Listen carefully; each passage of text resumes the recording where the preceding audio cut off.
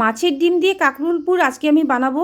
সেটা একটা অসাধারণ রেসিপি বন্ধুরা। দেখো, দুই দিকে কাঁকরোলের আগাটা আর পেছন দিকটা কেটে নিয়েছি, আর ভালো করে মিডিলে কেটে নিয়ে অল্প অল্প নুন দিয়ে জলের মধ্যে সেদ্ধ করে নিয়েছি, হালকা সেদ্ধ করে নিয়েছি। তারপরে ভেতরের অংশগুলো দেখো সব বের করে দিলাম, আর বিচিগুলো ফেলে দিলাম, শক্ত বিচিগুলো আর নরম বিচিগুলো গ্রাইন্ড করে নিয়েছি।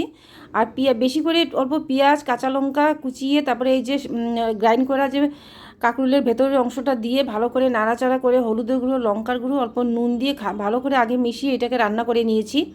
তারপরে এর মধ্যে দেবো আমি মাছের ডিম। মাছের ডিমটা ভালো করে হাত দিয়ে কষলিয়ে নিতে হবে।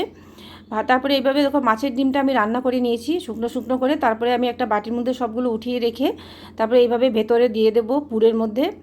কাঁকরোলের ভিতরে ভালো করে দাবিয়ে দাবিয়ে একদম সুন্দর করে দিয়ে দিতে হবে, ভরে ভরে দিতে হবে।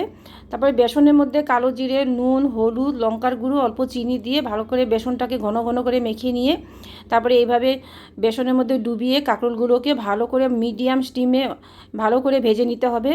এইভাবে রান্না করলে বন্ধুরা কাঁকরোল পুর দারুণ লাগে। এমনিতে শস্য কাঁচা লঙ্কা দিয়ে নারকেল কুড়িয়ে তো আমরা অনেক খাই, কিন্তু এইভাবে একবার বানিয়ে দেখো বাড়িতে, কী যে ভালো লাগে খেতে, অসাধারণ লাগে। যদি ভালো লেগে থাকে অবশ্যই লাইক করবে, সাবস্ক্রাইব করবে, কমেন্ট করে জানিও।